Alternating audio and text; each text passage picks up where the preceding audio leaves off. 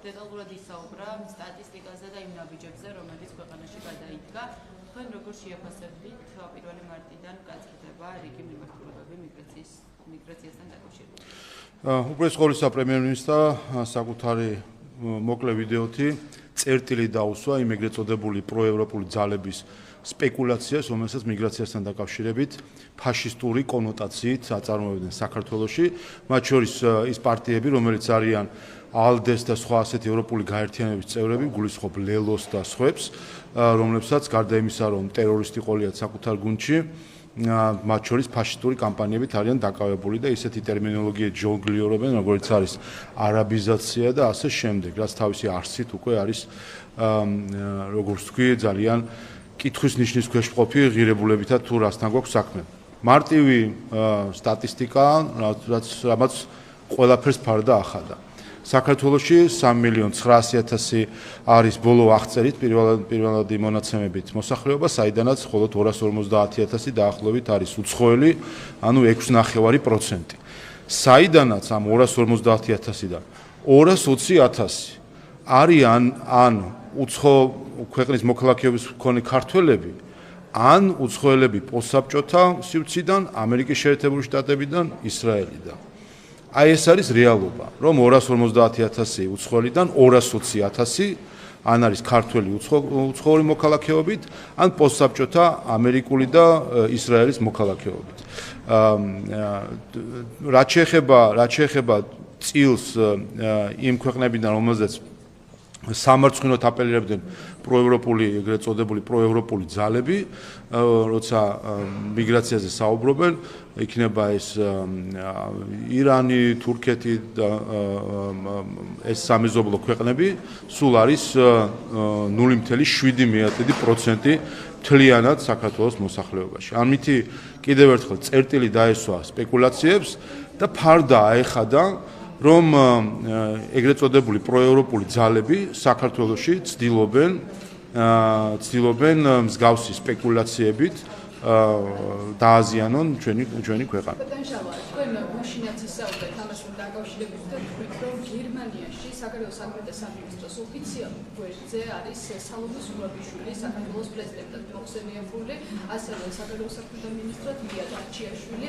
ეს არის შეცდომა, რომ 2024 წლის მონაცემები არის ალბათ სამინისტროს ოფიციალურ გვერდზე თუ რაღაცა განსაკუთრებულია, იმიტომ რომ ვიცით, რომ თუნდაც რუსეთის შემთხვევაში მაგალითად ეს მონაცემები გასწორებულია, მაშინ რასთან გვაქვს ჩვენ პროფესიონალები? ამას მარტივად შეუძლია უპასუხოს გერმანიის ელჩმა, რომელიც გვანებიურებს ხოლმე მისი პოლიტიკური განცხადებებით და პოლიტიკური ინტერვიუებით, მათ შორის ბოლო ინტერვიუში ნახეთ ჩვენ, რომ ის თითქოს და საკმაოდ ყალბად ჩემი აღქმით გამოხატავდა წუხილს, რომ ურთიერთობები საქართველოს და გერმანიას შორის არის გაუარესებული და ცდილობდა ამის გადაბრალებას საქართველოს მთავრობისთვის. და კიდევ ერთხელ, აი აქ მაქვს წამოღებული მარტივი კითხვა არის. ეს არის გერმანიის საგარეო საქმეთა სამინისტროს გვერდიდან აღებული ოფიციალური მონაცემები, ყველა ქვეყანასთან დაკავშირებით აქვს მოკლე ინფორმაცია, ვინ არის პრეზიდენტი, ვინ არის პრემიერ-მინისტრი, საგარეო საქმეთა მინისტრი, მოკლე ინფორმაცია ყველა ქვეყანაზე. საქართველოსთან დაკავშირებით 2024 წლის ოქტომბრიდან, ანუ არჩევნების შემდეგ არც ერთხელ არ განახლებულა. მიუხედავად იმისა, რომ სტანდარტულად 6 თვეში ერთხელ ხდება განახლება ამ მონაცემების ნებისმიერი ქვეყნის. და საქართველოს შემთხვევაში კვლავ სალომე ზურაბიშვილი არის მითითებული პრეზიდენტად და ილია დარჩიაშვილი საგარეო საქმეთა მინისტრად. ვისთან აქვს გერმანიის ელჩს კომუნიკაცია, რომ დაიბარეს ის საგარეო საქმეთა სამინისტროში, ვისთან მივიდა ილია დარჩიაშვილი, ნახა იქ სადმე კაბინეტებში თუ კორიდორში? ეს ხო სამარცხვინო არის, რასაც ხედავთ და რა თქმა უნდა ეს არ არის რომელიმე ვებ ადმინისტრატორის ხარვეზი და შეუძლია გერმანიის ელჩს აქვს დღეს შესაძლებლობა რომ შემისწოროს თუ ესე არ არის. რუსეთი თუ არ ავიწყდება გერმანიის ვებ ადმინისტრატორს, ქვეყანა რომელზეც გერმანიის წინა საგარეო საქმეთა მინისტრმა ანალე ბერბოკმა თქვა, რომ ომში არიან რუსეთთან და თუ ომში არიან რუსეთთან, მის მონაცემებს ანახლებენ ან არ ეზარებათ და არ ავიწყდებათ შარშან შემოდგომაზე. სირია ხომ არ ავიწყდებათ და განახლება ხდება. ირანი ხომ არ ავიწყდებათ, მოდიში. ირანი ხომ არ ავიწყდებათ და ირანზეც რომ აქვს ხოლმე ძალიან ემოციური ფონი.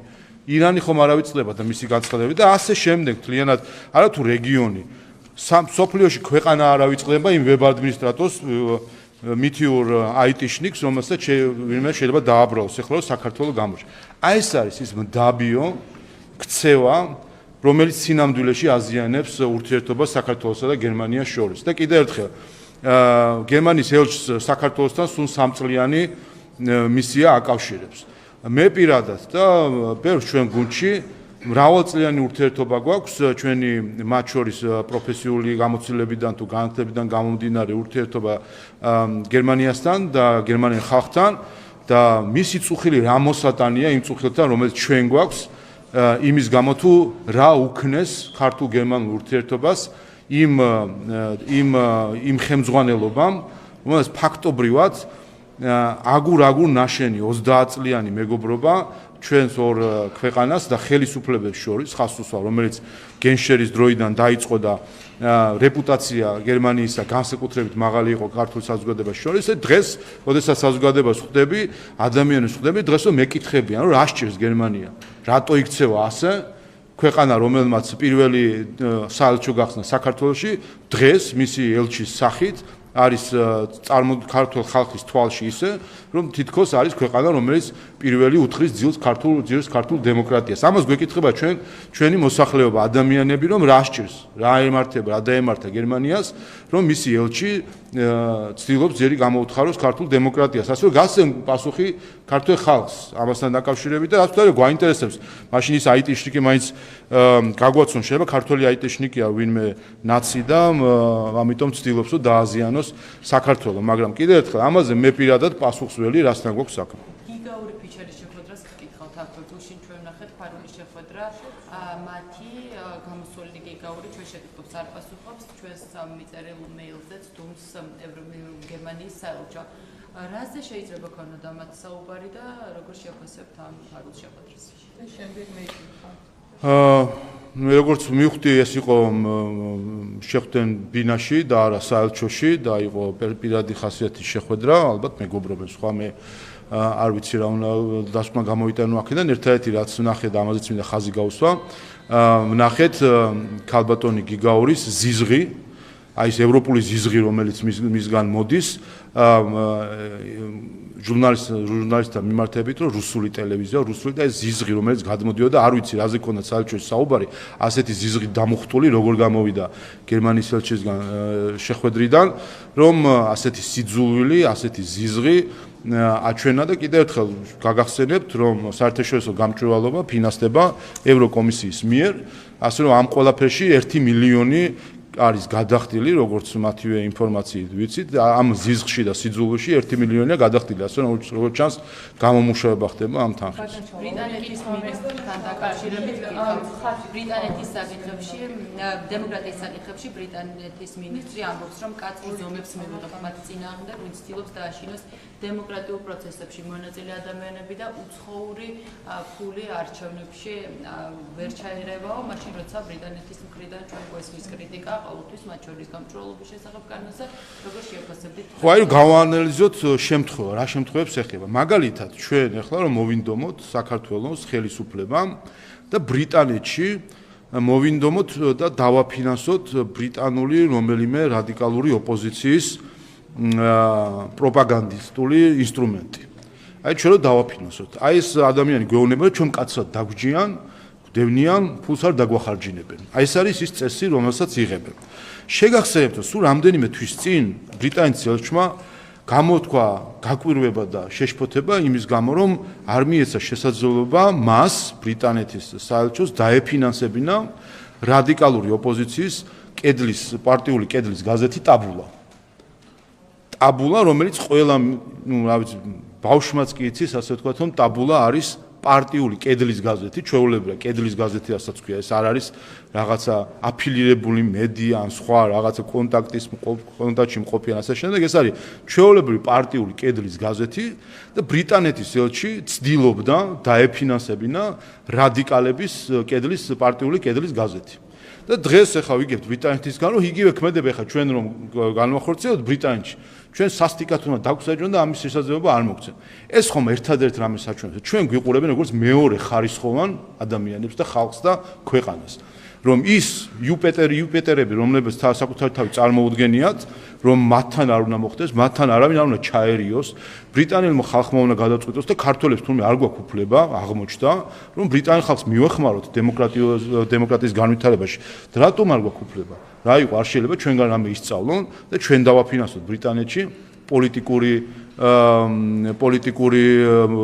აქტივობები, რა ხდება, ქართულ ფულს რაიმე მანკი აქვს თუ რაიმე წუნი აქვს. მაგრამ პირიქით ჩვენ გონი ვართ ხარები, აქ უნდა თურმე ფული ხარჯონ და ხმაც არ უნდა ამოვიღოთ. პრობლემა ის თან თავარი მთელი უტიფრობა ამ ყველაფრის ის არის, რომ ერთია რომ ფულს ხარჯავს, ამაზე შენიშვნა უთხრა, კითხვა რომ დაუსვა რა თუ შენიშვნა. შეიცხადებენ და თავ შეურაცხყოფილად გძნობენ, როგორც გუშინ შეურაცხყოფილად იგრძნო თავი ევროკავშირის ელჩმა, რომელიც იმყოფებოდა საგარეო სამინისტროში, როგორ თუ კითხვებს სვავს ქართველი ხალხი, რომ რაში ხარჯავთ ფულს და როგორ თუ ქართველი ხალხი ცოტა იშმუშინება, როცა გაიგებს, რომ პოლიტიკაში იხარჯება დანიელების ფული, რომელსაც არაფერი არ ესაქმება საერთოდ ქართულ პოლიტიკაში, რა იცის დანიამ საერთოდ ვინ ვართ, იციან? დანიის მოსახლეობამ ვაიღოს რუკა გაიგებს სად არის საქართველოს საერთოდ. ასე რომ ეს აჩვენებს კიდევ ერთხელ იმ ფარისეულობას, რომელიც ყოველთვის იყო, ყოველთვის უბრალოდ კარგად იფუთებოდა და დღეს ვეღარ იფუთება. მათ შორის ვერ იფუთება, იმიტომ რომ ჩვენ ვამხილეთ ბევრჯერ და თქვი მე და გავიმეორებ კიდევ, ეს არის ჩვენი მთავარი იარაღი. მართალი სიტყვა არის ჩვენი მთავარი იარაღი, რისაც ეშინიათ, ამიტომ ცდილობენ ჩვენს დასჯას, ჩვენს დევნას, რომ გაგვაჩუმონ. ერთადერთი რასაც ემსახურება ეს ყველა რეზოლუცია, განცხადება, ვიზის შეზღუდვა და ასე შემდეგ, მთავარი მიზანი არის როგორმე გაგვაჩუმონ, იმიტომ რასაც ჩვენ ვიტყვით ხოლმე, შემდეგ ამ სიმართლეს უკვე ვეღარ იჭერენ და საბოლოო ჯამში სკდება ეს საკითხები, როგორც USAID-ის ამბავი გასკდა, როგორც სხვა საკითხები, რაზეც საუბრობდით, deep state იქნება თუ სხვა საკითხები, ყველაფერი გაუსკდათ და ნაღმივით აუფეთქდათ ხელში, ამიტომ უნდა თუ გაგვაჩუმონ. რა ვქნათ, ერთი პატარა ქვეყანა ვართ 3.9 მილიონი მოსახლეობით, არ გვაქვს ბირთვული შეიარაღება და ეკონომიკური ინსტრუმენტები სხვაზე ზემოქმედების, მაგრამ ჩვენი სიტყვა აღმოჩნდა, რომ ის ქართული სიტყვა და უფრო ძლიერი არის ზოგჯერ სხვა ინსტრუმენტს. ჰელსინკის კომისიასთან დაკავშირებით კითხავ, სწორედ ამ კონტექსტში იქ რა გზავნილებიც იყო დაფინანსების ნაწილთან მიმართებაში თქვენ მოისმენთ, ამიტომ კითხავთ პირდაპირ თქვენს პოზიციას, რას ითხოვდნენ ამ შემთხვევაში საქართველოსგან და ითხოვდნენ თუ არა ამ დაფინანსებას, რაზეც თავად საუბრობთ. ხო, უბრალოდ სკოლისან ნახეთ ხომ, ესე იგი ისეთი სხდომა იყო, რომელსაც ჯო ვილსონიც კი არ დაესწრო. არათუ სხვა კონგრესმენები, არავინ არც ერთ კონგრესმენი არ დაესწრო და ჯო ვილსონიც რო არ დაესწრება, მე მგონი გასაგებია საერთოდ რასთან ქონდა საქმე. ჩვენ ნახეთ რომ ოლესა ვართანიანი, ბახტი ნიშანოვი ერთმანეთში ჭორაობდნენ საქართველოსთან დაკავშირებით. აი ეს არის საერთო ჯამში და რაც თავარია შინაარსიც ხომ მნიშვნელოვანია, როგორ ითხოვდნენ ჩარევას ქართულ შიდა საქმეებში. პირდაპირ ეს ადამიანები ითხოვდნენ ჩარევას ქართულ შიდა საქმეებში. რაც შეეხება ქალბატონ თორტოს, რომ წამლად ერთი ამერიკელიც იქ იყო შეხვედრაზე, ქალბატონ თორტოს მან პირდაპირ მეორე ადამიანია მარტაკოსის შემდეგ, რომელმაც პირდაპირ აღიარა, რომ არსებობს არალეგალური შავი სქემები საქართველოში ფულის შემოტანის და მან ეს აღიარა, თქვა, რომ ეს სქემები არსებობს და დეტალების დაკონკრეტებისგან თავი შეიკავა, გასაგებია თავი შეიკავა, იმიტომ რომ უნდა სისხლისამართლის დანაშაული ემხილებინა, იმიტომ რომ ყველა ეს სქემა არის დანაშაულებრივი სქემა, ვინაიდან მისი ამოცანა არის გვერდი აუაროს ქართულ კანონმდებლობას. სწორედ ეს ასაბუთებს კიდევ ერთხელ იმ ცვლილებას, რომელიც გუშინ ევროკავშირის ელჩმა შეიცხადა, ასე კითხვები ჩვენ არ დაგვისვას ბატონმა ჰერჩინსკიმ. კითხვები დაუსვას ქალბატონ კოს, მის უფროსს, რომელიც თქვა, რომ გზებს ეძებენ, რომ გვერდი აუარონ ქართულ კანონს და ფული მისცენ მათ მიერ დაქირავებულ ორგანიზაციებს ქართული ხალხის ყურადღების მიღმა, ისე რომ არ კითხონ ქართულ ხალხს. ასე რომ კითხვები ჩვენთან ნუ ექნება ბატონ ჰერჩინსკის თავის უფროს კითხოს. თვითონ თუ არ არის გარკვეული საქმეში, თავის უფროს კითხოს, რა სქემები აქვს, რა სქემებს ალაგებენ ასეთს, რომ გვერდი ავარონ ქართულ კანონებს. და ასევე კითხოს ქალბატონ თორტონს, რომელსაც უკვე აღიარო ეს სქემები არსებობს და ნამდვილად ვიცით რომ არსებობს. მე თქვი კიდევაც და გავიმეორებ, ხა მართლა ხანდახან მართლა კიდევ ერთხელ მიკვირს, ხო? ვიტყვი კიდევ ერთხელ, თავად უყვართ ხოლმე უცხოელების თქმა, რომ საქართველოს პატარა, როგორ შეჭიდული ხართ, ყველა სიცნობს და ვერაც ცნობილი რომ მართლა ყველა სიცნობს და არაფერი არ იმალება.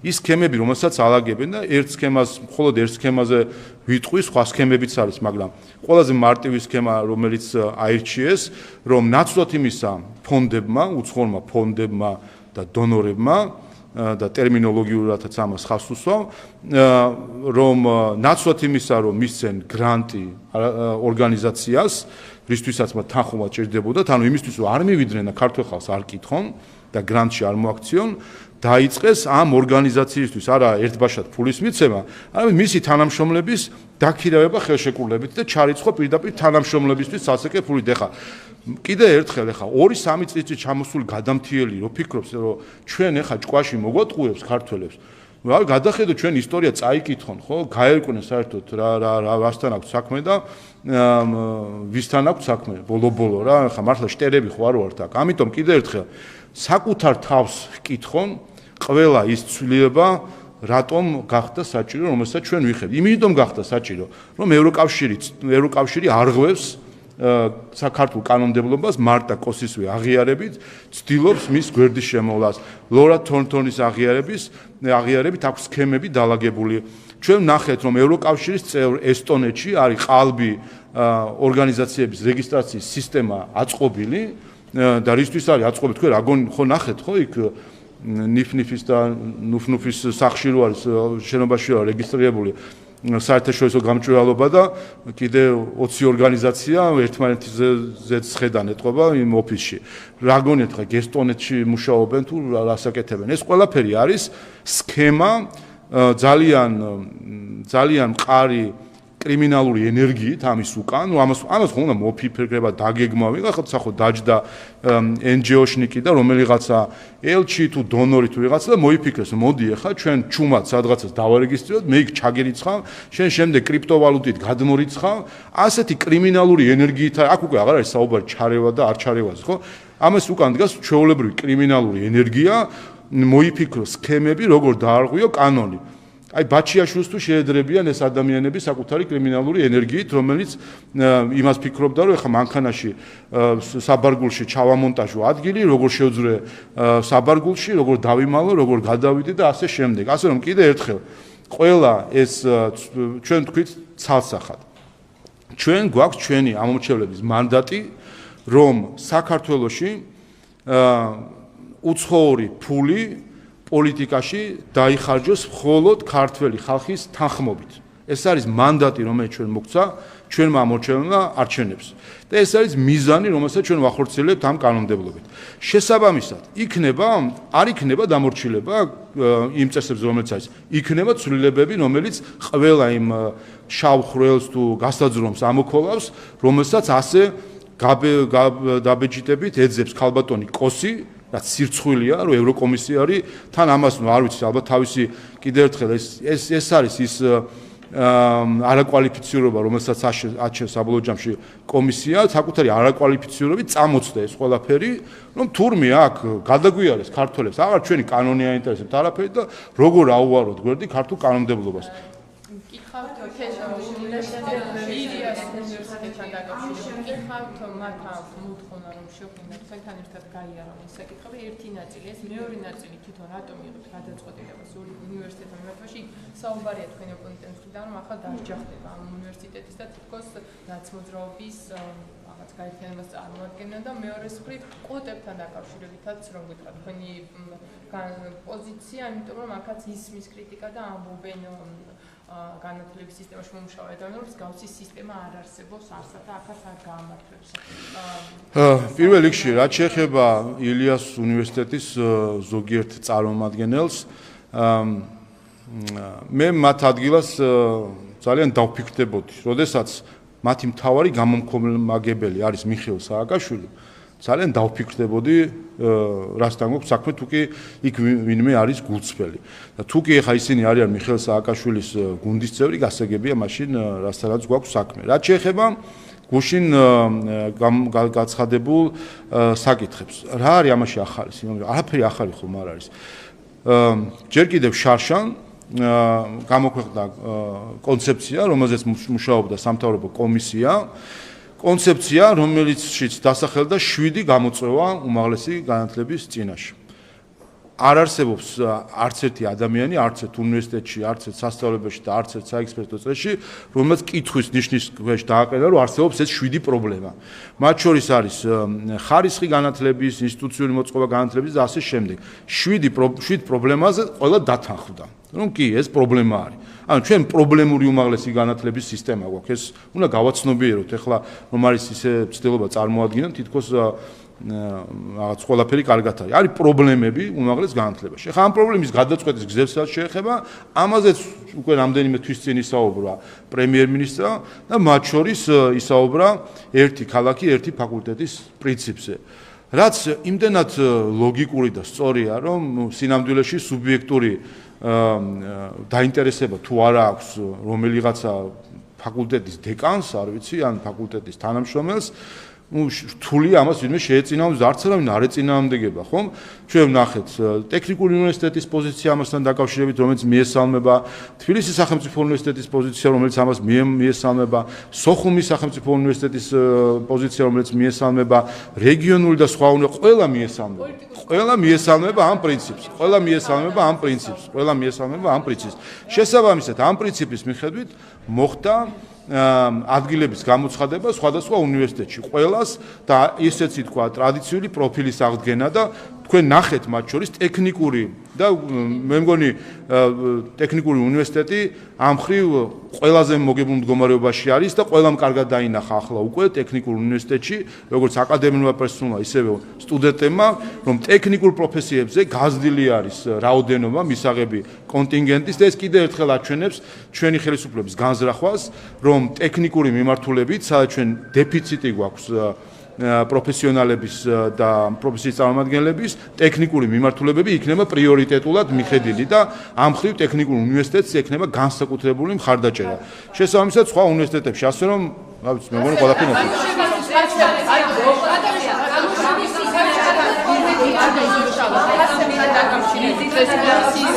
აი, შეფსაც ვიწყე. არსად არ მივდივარ აქ ვარ, კარგად. მოვალ თქვენ. ისმეთ ვიზიტთან დაკავშირებით ოპოზიციის სპეკულაციებს, მაგალითად, ნაციონალური მოძრაობის პოლიტსაბჭოს წევრი ამბობს, რომ მას შეხვედრა ჰქონდა თუსი გაბარდთან და ელოდება დამატებით განმარტებებს ამერიკასთან ურთიერთობის გადატვირთვის თვალსაზრისითაც რამდენად მნიშვნელოვანია ვიზიტი და რას ნიშნავს ოპოზიციის სპეკულაცია. ეგეთ სახელმწიფო უსაფრთხოების სამსახურმა გააკეთა განცხადება ამ ვიზიტთან დაკავშირებით, ამერიკის საელჩომაც გააკეთა განცხადება ამ ვიზიტთან დაკავშირებით, ის თქმაც იყო საჭირო ყველაფერი ითქვა, მნიშვნელოვანი შეხვედრები ჰქონდა უსაფრთხოების სამსახურის ხელმძღვანელს ოფიციალურ პირებთან ამერიკაში, მის კოლეგებთან. ეს არის რაც ითქვა როგორც ჩვენ უსაფრთხოების სამსახურისგან, ისე ამერიკის შეერთებული შტატებისგან. სპეკულაცია ხა გასაგები მათი სპეკულაციები რო ექნებათ ყველაფერთან დაკავშირებით, გასაგებია, მაგრამ ჩვენთვის თავარი არის ის რომ ჩვენ ამ ყველაფერს ვიღებთ როგორც პოზიტიურ სიგნალს იმისთვის რომ შევინარჩუნოთ იმედი რომ ურთიერთობების გადატვირთვა მოხდება.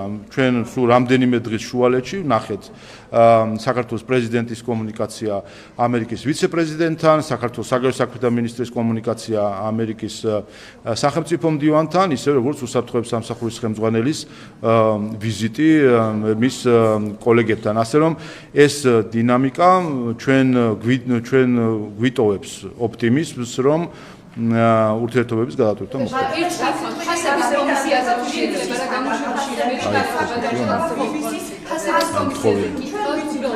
მოვალ, აი შემდეგი თქვენ. პირდაპირ ჩამთით და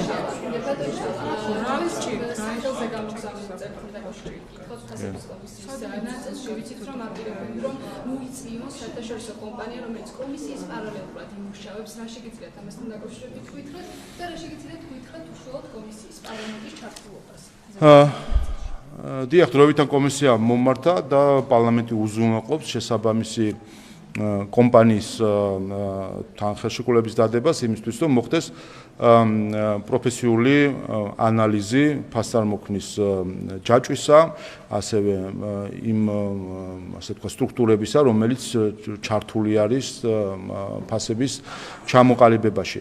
ეს მნიშვნელოვანია მათ შორის იმის გამო, თქვენ ისმენთ რომ არის კომპლექსური საკითხები და არსებობს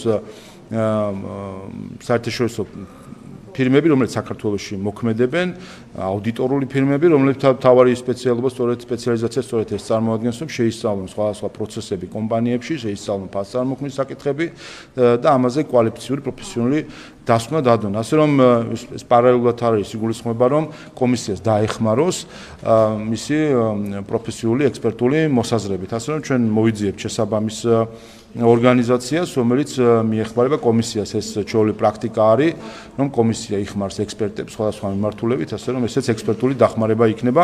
მათ შორის იმისთვის, რომ ყველამ ნახოს, ეს არ არის პოლიტიკური პროცესი და პოლიტიკური მოსაზრებებიდან გამომდინარე არ მოქმედებს პარლამენტი, არამედ ეყრდნობა პროფესიულ მოსაზრებებს ამ საკითხთან დაკავშირებით. რამდენიმე კითხვა რომ დაგიშვათ თუ შეიძლება და რამ დროს გამოვიყენებ. პირველ რიგში რომ გითხრათ, BBC-სგან მიიღეთ თუ არა პასუხი იმ საჩივარზე, რომელიც გააგზავნეთ. კი, რამდენიმე დღის წინ ჩვენ მივიღეთ მათი პასუხი, რა თქმა უნდა, მათ წინასწარ ჰქონდათ თავისი პოზიცია გამჟღავნებული, რომ ისინი არაპირებენ გადახედონ საკუთარი ჟურნალისტების საქმიანობას და ამ პასუხშიც იგივე პოზიცია არის. ჩვენ თავიდანვე ვთქვით, რომ რა თქმა უნდა, ჩვენ მივყვებით ამ პროცედურებს, იურისტები მუშაობენ უკვე საპასუხო მიმართვაზე, რომელიც ბრიტანეთის კანონმდებლობიდან გამომდინარე, კვლავ BBC-ში უნდა გავასაჩივროთ კიდევ ერთხელ ხა ეს საკითხი, მათი პოზიცია შიდა რეგულაციის, ასე ვთქვათ, მეორე დონეზე.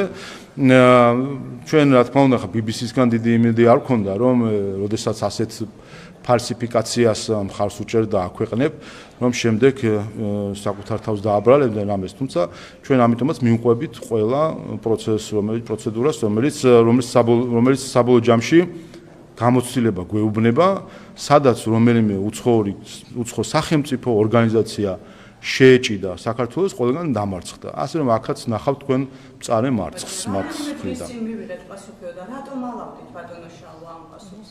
ის უნდა მითხარით ამის შესახებ, თქვენ გახასიათებთ, როდესაც რაღაც პასუხებს იღებთ, რა ვიცი, ბრიფინგებს მართავთ, განცხადებებს აკეთებთ და ჩვენ ეხლა კითხვა რო არ დამესვა, არ გეცოდინებოდა, რომ BBC-მა არც ბოდიში მოგიხადათ, არც ფილმი წაშალა და არც ის რომელიმე მუხლი შეასრულა, რასთან ეს რაზე მეტყველებს? ეს მეტყველებს მალავდით ამ ამბავს. ის რომ BBC-მა არ გამოიყენა ეს შანსი და სხვათა შორის ცალკე არგუმენტია და მოგვცა ჩვენ კიდე დამატებით, რომ მათ წინასწარვე საკუთარი განწყობა გაამხილეს, იცით გახსოვთ თქვენ, რომ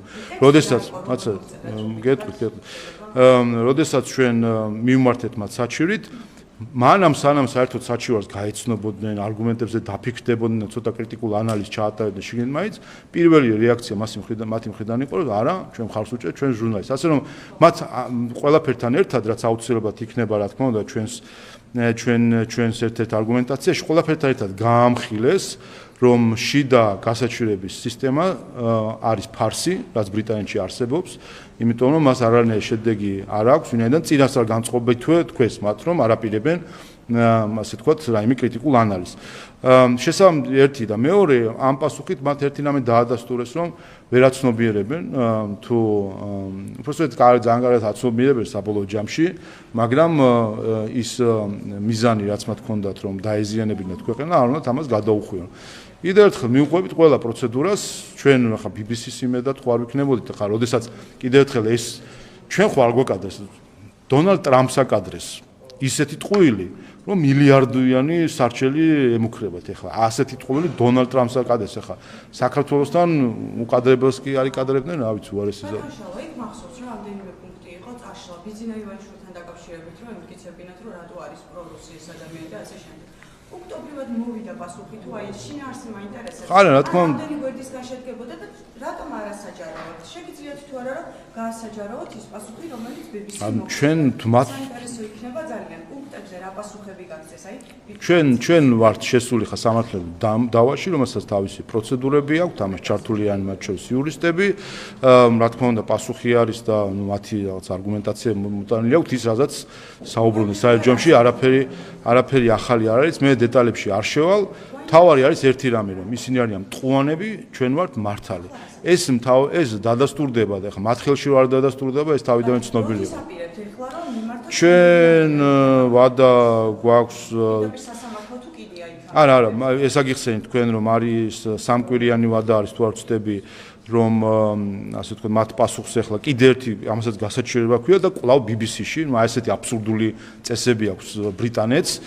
სასწაულია პრინციპში აქეთ რეკომენდაციას გვაძლევენ და შეგვიძლია მართლაც რეკომენდაცია მივცეთ როგორ მოაწესრიგონ ის რომ სიყალბისგან დაიცვან მათ შორის საკუთარი მოქალაქეები, იმიტომ ეს მათ მოქალაქეებსაც ეხება ხოლმე სხვადასხვა რეპორტაჟები, ან ფაქტობრივად ბარიერები აქვს შექმნილი რომ ადამიანმა ვერ შეძლოს ან ხელი ჩაიქნიოს ამ პროცესებზე. ან შემდეგი ეტაპი კიდევ ერთხელ არის კიდევ კვლავ BBC-ს შიდა ცოტა სხვანაირი შემადგენლობით, არ ვიცი, რეგულაციის ინსტრუმენტის გამოყენება და გასაჩივრება, სადაც უკვე მე რამდენადაც ხვდები და გავერკვია ამ სისტემაში, პირველი დონე ეს იყო, რომ თავად ამ ჟურნალისტ რედაქციამ განიხილა, ასე ვთქვათ, სარედაქციო კოლეგიამ და მეორე ეტაპი არის, რომ სარედაქციო კოლეგიას დამატებული ვიღაც გარე პირები, რომლებიც ასევე BBC-ს შიგნით არიან.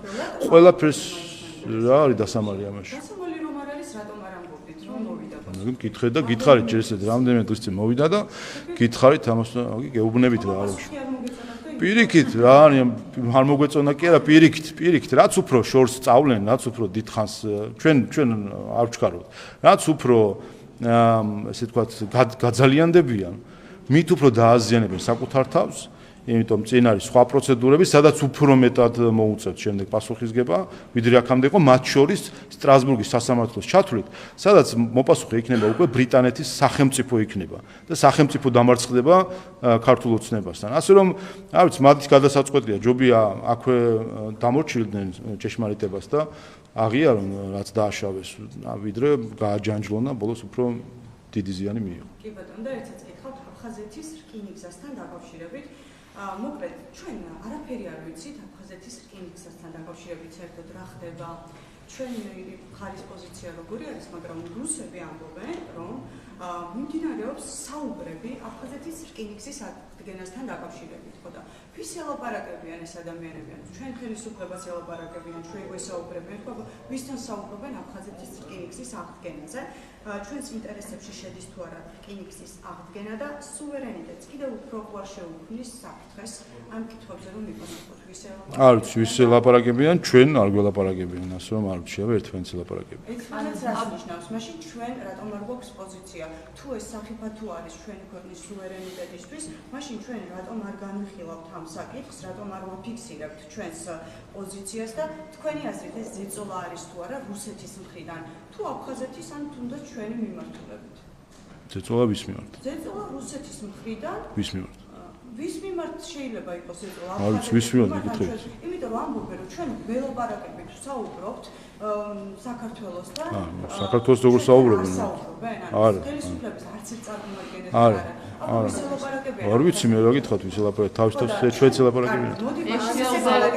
ჩვენ რა შეგვიძლია ეხლა რომ გააკეთოს ჩვენი პოზიცია უნდა დაფიქსირდეს თუ არა და პრობლემას ხედავთ თუ არა რომ რუსეთი აპირებს რომ აფხაზეთში ეს რკინიგზა გააკეთოს იმიტომ რომ ოფიციალურად ამბობენ რომ უნდა ავაშენოთ ეს რკინიგზა აი ესე უნდა ვუყუროთ შორიდან თუ რაიმე სახელმწიფოებრივი პოზიცია უნდა დაფიქსირდეს ჩვენი მხრიდან ამ საკითხთან დაკავშირებით სარკინიგზო მიმოსვლა ოკუპირებულ ტერიტორიასთან რუსეთს ისედაც აქვს ანუ აქ არაფერი ახალი არის რაც შეეხება საქართველოს ხელისუფლების იმ ტერიტორიას სადაც საქართველოს ხელისუფლების იურისდიქცია სრულად ხორციელდება თქვენ რა გონეთ ახლა მატარებელი გაივლის ისე რომ ჩვენ არავინ დაგვეკითხება თუ რა რისკებზე საუბრობთ ერთად 6 წელზე მეტი ხნის ავტომობილები იკრძალება მარტივია საკითხო მარტივია ჩვენი პოზიცია მარტივია და ძალიან კარგად იცის ეს ყველაფერი პირდაპირ ბადოშალად ამიტომ დიახ ჩვენი პოზიცია არა, ნუ იმიტომ რაღაცა განაცხადე ხარ. ჩვენი ტერიტორია არის. ხო, განცხადებები თავის დროზე გვახსოვს მათ შორის გზის მშენებლობა კავკასიის ქედის ჩრდილოეთით და ამაზეც გვახსოვს რომ ცდილობდნენ სპეკულაციების აწყობას, რომ საქართველოზე როგორ უნდა გადმოსულიყო ეს გზა. ახლა ჩვენ და დაუკითხავთ, არაფერი არ მოხდება. ერთი, მეორე, რუსეთის ხელისუფლებისთვის ცნობილი არის დიდი ხანია რა არის ჩვენი პოზიცია. ჩვენი პოზიცია არის ის, რომ ყველანაირი ურთიერთობები აღდგება, იმ მომენტში, როდესაც რუსეთი აღიარებს საქართველოს ტერიტორიულ მთლიანობას და მოხდება ჩვენი ტერიტორიების დეოკუპაცია. 6 წელზე მეტი ხნის ავტომობილები იკრძალება. ამ პირობას აღარც კი აყენებთ. გინდათ რომ ვესაუბრო? 2012 წელს ბიძინა ივანიშვილი საუბრობდა აი ამ აფხაზეთის რკინიგზის აღდგენასთან დაკავშირებით უნდოდა ამ რკინიგზის აღდგენა. წინაპირობებად კი დეოკუპაციას ასახელებდა, მაგრამ ეხლა დღეს ისე მიმდინარეობს ყველაფერი, რომ პოზიციასაც კი არ აფიქსირებთ არანაირ საერთოდ. როდესაც რუსეთი ამბობს, რომ მუშაობენ ამ რკინიგზის აღდგენაზე. ნუ ისინი ამბობენ და მე პასუხობთ. გასთან დაკავშირებით, ანუ კიდე ერთხელ იმასთან დაკავშირებით, რომ ჩვენს ტერიტორიაზე რუსეთი აპირებს რკინიგზის აშენებას. აი ამასთან დაკავშირებით. კიდე ერთხელ მოგეთ თქვენი სპეკულაციისთვის სამწუხაროდ ვერანაირ ნოყიერ ნიადაგს ვერ მოგცემთ. შესაბამისად, თუ რაიმე გაინტერესებთ რუსეთის არ ვიცი ხელისუფლების რომელიც წარმომადგენელი ამას აცხადება, შეგვიძლია გითხოთ მას, რას საუბრობენ, ვისთან საუბრობენ, რატომ საუბრობენ. საქართველოს ხელისუფლება ამ მხრივ არანაირი კომუნიკაცია არ აქვს, რაც შეეხება ურთიერთობების აღდგენას და ურთიერთობების აღდგენას რუსეთის ფედერაციასთან. ამაზე არაერთხელ გვითქვამს, არის მარტივი წინაპირობა, ეს გახლავთ საქართველოს ტერიტორიული მთლიანობის აღიარება. 6 წელზე მეტი ხნის პოზიცია ეს არის. 6 წელზე მეტი ხნის ავტომობილები იკრძალება. ტერიტორიული მთლიანობის ტერიტორიული მთლიანობის აღდგენა აღიარება არის მნიშვნელოვანი მომენტი ურთიერთობების აღსადგენად, ასე რომ არ ვიცი, მაგ თემასთან დაკავშირებით საერთოდ არ არის საუბარი. 6 წელზე მეტი ხნის ავტომობილები იკრძალება, ჩვენ ვნახეთ ინიციატივა. ზუსტად იცით, რომ საქართველოში საერთოდ არავის არ ელაპარაკებიან, არც ოფიციალურს და არც არაოფიციალურ პირებს. თქვენ თუ გელაპარაკებიან, არ ვიცი და ჩვენ მხარეს არავის არ ელაპარაკებიან. მე რა თქვენ რა გინდა სვის განცხადებების კომენტარი მე როგორ გავაკეთე? 6 წელზე მეტი ხნის ავტომობილები იკრძალება, ჩვენ ვნახეთ ინიციატივა. გითხარ მიზეზი არის ავტომობილების რაოდენობის შემცირება, ასევე ჰაერის დაბინძურების შემცირება, რატომ გახდა საჭირო შეფასებით აღნიშნული კანონის უბრალოდ ყოვლისა და ეს მე მგონი თლიანად მოსახლეობისთვის, განსაკუთრებით დედაქალაქის მოსახლეობის, მაგრამ არა მხოლოდ მოსახლეობის ძალიან ცხადი არის ის მავნე გავლენა, რაც აქვს ძველ ავტომობილებს ჯანმრთელობაზე. მთავარი დაბინძურების წყარო დღეს გახლავთ სწორედ ძველი ავტომანქანები. ამიტომ ამ გადაწყვეტილების მიზანი არის ეტაპობრივი განახლება ავტოპარკისა.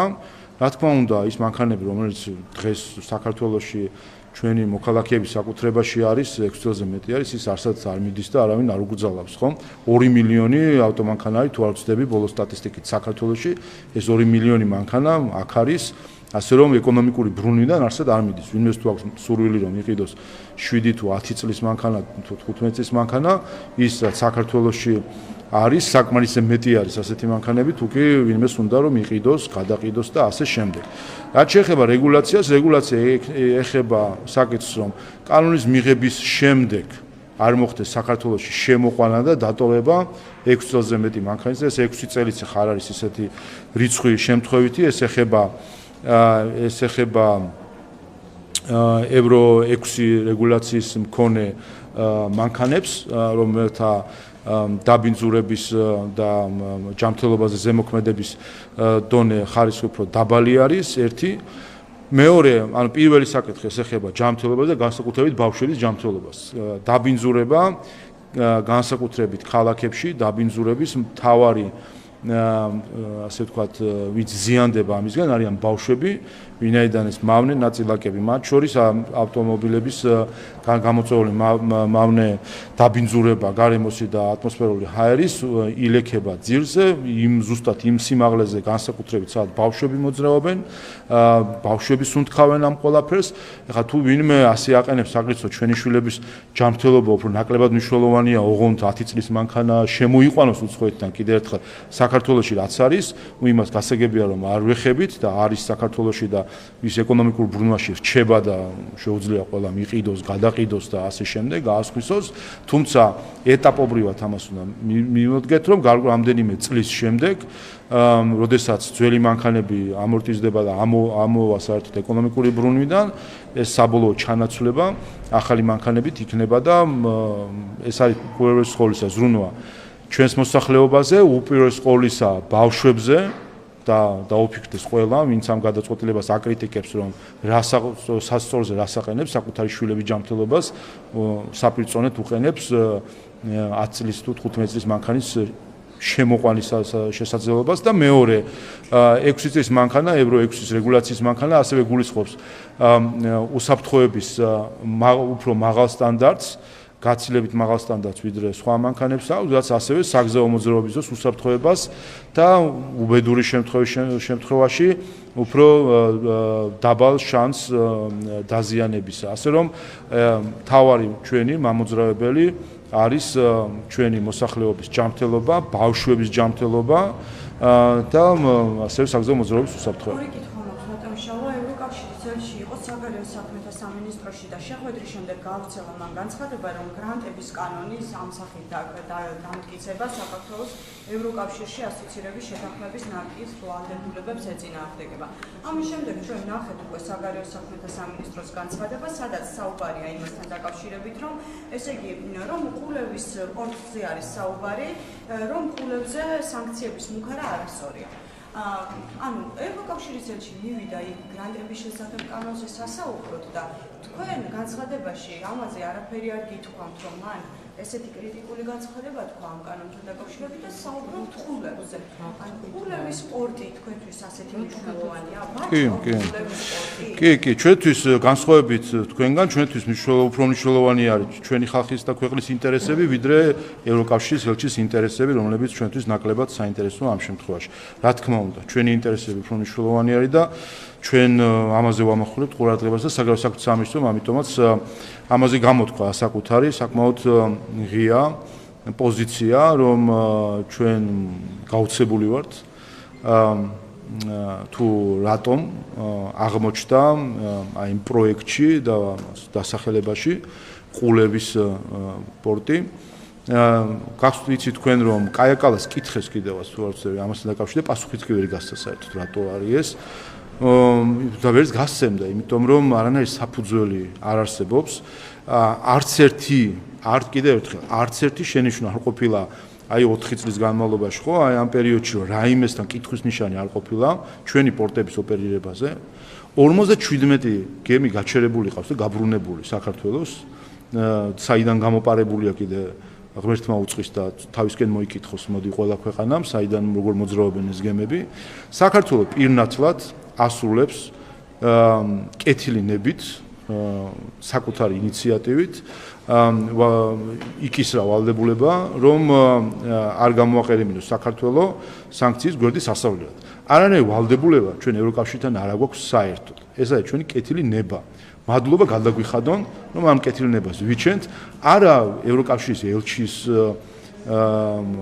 გამო, არა ევროკომისიის გამო, არა ზელენსკის პატივისცემის გამო, უკრაინელი ხალხის გამო. ერთადერთი მიზეზი, რატომაც ჩვენი კეთილი ნებით, ნებაყოფლობით ვაკეთებთ ამას, რომ სანქციების გვერდისავალ არ მოხდეს, არის უკრაინელი ხალხისთვის გვერდში დგომა. სხვა არავინ არ იმსახურებს ჩვენს ასე დამოკიდებულებას. არც ბრიუსელი, არც ზელენსკი და არც ევროკომისია. ერთადერთი არის უკრაინელი ხალხი და მადლობა გვითხრან ბრიუსელიდან მათ შორის, რომ ამას ვაკეთებთ. ჩვენ და მათგან გამოპარებულ საქონელს ვაჩერებთ 2000-ზე მეტი სახმელეთო საზღვარზე 2000 მეტრზე გადაზვიდა შეჩერდა, გამოვლინდა საქართველოში და უკან გაბრუნდა საზღვრიდან და პორტებზეც მოგახსენეთ 57 გემი იყო თუ არ ვცდები, რომელიც არ შემოუშვეს საქართველოს პორტში. ბატონ შავა, ბოლო კითხვას დაგისვამთ თუ შეიძლება.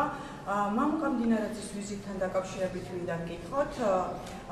მოკლედ, რას ეხებოდა ეს ვიზიტი? ანუ ირანს ეხებოდა თუ სანქციების გვერდისავლას ეხებოდა ეს ვიზიტი და შეხვდა თუ არა ტულსი გაბარდის, თუ უფრო მაღალი რანგის შეხვედრა ჰქონდა მამუკა მდინარაძეს და იყო თუ არა ეს შეხვედრა დაძაბული და შეხვედრის შემდეგ იყო თუ არა მძიმე საუბარი, რა შეგიძლიათ გითხრათ ამ შეხვედრაზე, ამ კონკრეტული მიმართულებით? ძალიან საყვარელი კითხვა არის.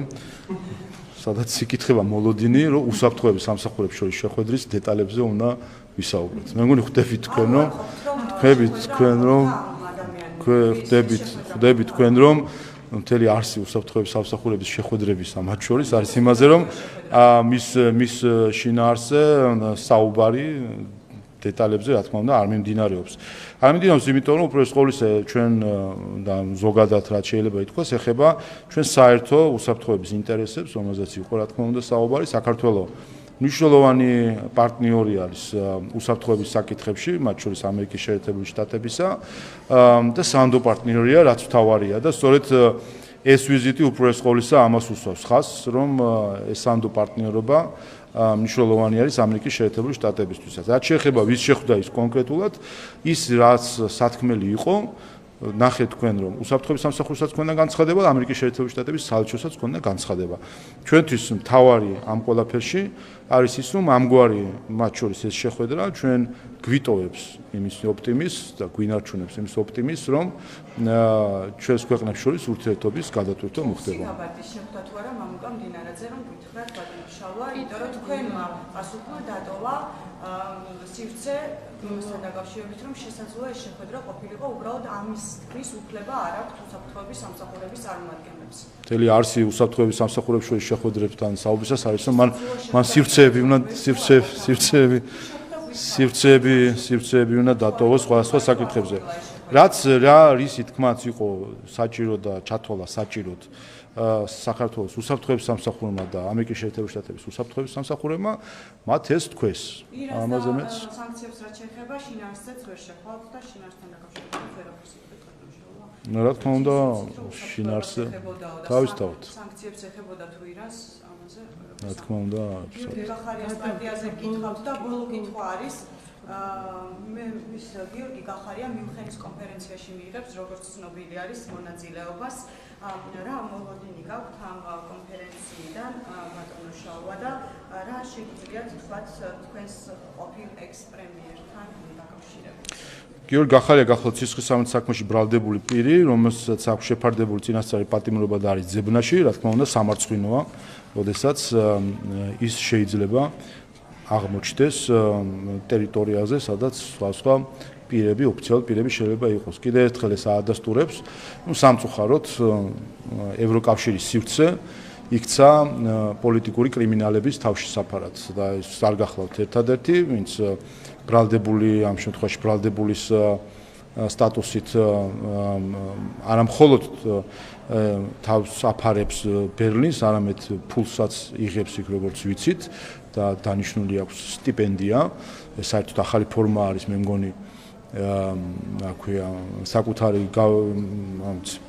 სხვა ქვეყნაში პოლიტიკოსების დაფინანსების სტიპენდიის დანიშნა.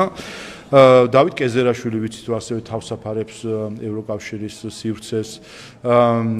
ზურაბ ადეიშვილი საერთოდ ევროკომისიაში ხელსართმელი აი წამების სისტემის შემქმნელ ადამიანს. ასე რომ ეს კიდევ ერთხელ აჩვენებს იმ ღირებულებით უფსკულს, რომლიდანაც მაუწყებლობს დღეს ევროკავშირი. ბატონო შავა, თქვენი წარმოჩენ საქართველოსდანაც იქნებიან ხომ?